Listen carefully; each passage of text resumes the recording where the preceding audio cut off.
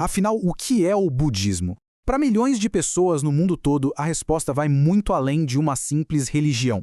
É uma resposta profunda para uma das questões mais humanas que existem. Como é que a gente pode acabar com o sofrimento? Vamos entender essa história. Então, é uma religião ou seria uma filosofia, um modo de vida? A verdade é que, ao longo de mais de 2.500 anos, o budismo já foi visto como tudo isso. Mas no fundo, todos esses rótulos apontam para uma mesma busca. É um sistema, um método prático projetado por uma coisa bem específica. Primeiro, entender o sofrimento e, o mais importante, acabar com ele. E para a gente ver como isso funciona, a gente precisa voltar lá no começo, na história de quem descobriu esse caminho. Essa história toda começa com um príncipe chamado Siddhartha Gautama. Pensa assim, ele vivia numa verdadeira bolha de ouro, um palácio onde o pai dele fazia de tudo para que ele não tivesse contato com nenhuma dificuldade, nenhuma dor do mundo lá fora. Só que um dia, ele sai do palácio pela primeira vez, e essa bolha de perfeição estoura. Ele dá de cara com uma coisa que ele nunca tinha visto na vida, um homem bem velhinho. E ali, pela primeira vez, ele entendeu que envelhecer era um destino inevitável. E as revelações não pararam por aí. Numa outra saída, outro choque. Ele se depara com a fragilidade do corpo, com a realidade de uma pessoa doente. E na terceira saída veio a verdade talvez mais dura de todas, a morte.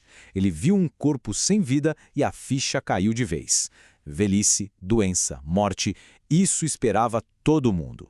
Mas aí, no meio de toda essa angústia, ele viu algo que destoava de tudo. Um monge, uma pessoa que parecia completamente serena, em paz, no meio daquele caos. E esse encontro plantou uma sementinha na cabeça dele. Ué, e se existia um jeito de encontrar a paz, mesmo com tudo isso? Foi o empurrão que faltava. Aos 29 anos, movido por tudo que viu, Siddhartha largou tudo: o luxo, o título, a vida de príncipe.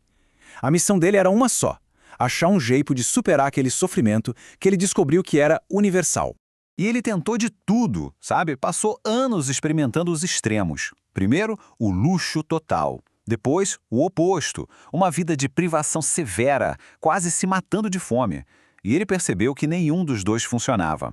A grande sacada foi perceber que a resposta não estava nos extremos, mas no equilíbrio, o caminho do meio.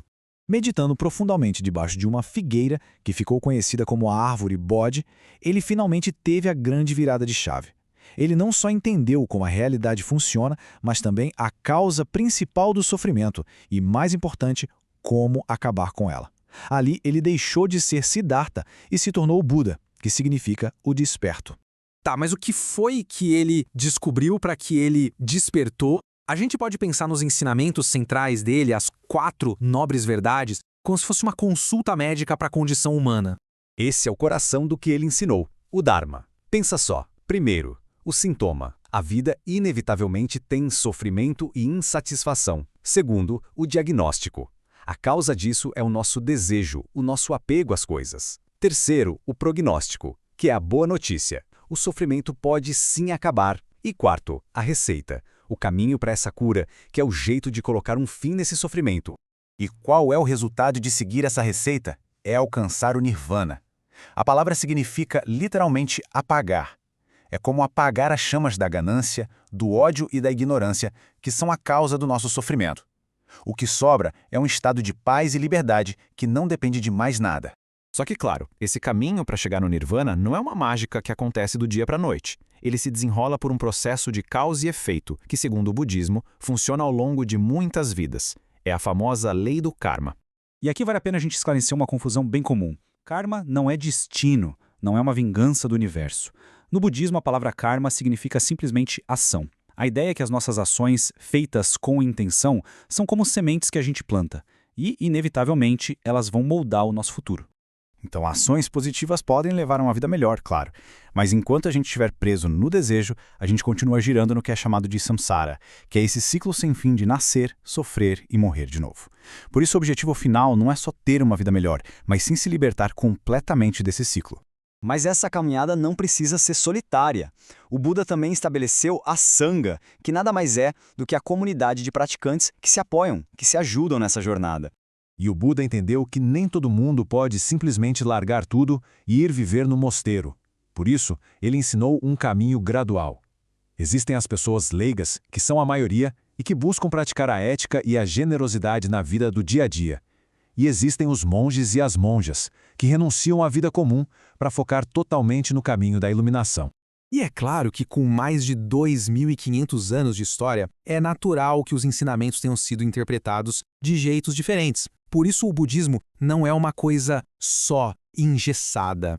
Essa diversidade fica bem clara nas 3 escolas principais. A Theravada, mais antiga, foca bastante na sabedoria individual. A Mahayana, conhecida como o grande veículo, tem uma ênfase enorme na compaixão por todos os seres. E a Vajrayana, famosa no Tibete, oferece métodos para tentar acelerar esse caminho para a iluminação. Cada uma com seu jeito, mas todas com o mesmo objetivo. Ok, tudo isso é muito fascinante. Mas e para a gente hoje? Qual é a grande lição que essa tradição tão antiga pode oferecer para o mundo moderno? No fim das contas, a grande mensagem é que o budismo oferece um método muito prático para a gente transformar a nossa própria mente.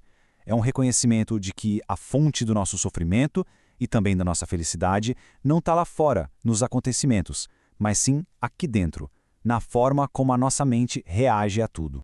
E a jornada do Buda deixa pra gente uma pergunta poderosa, que continua tão relevante hoje quanto era séculos atrás.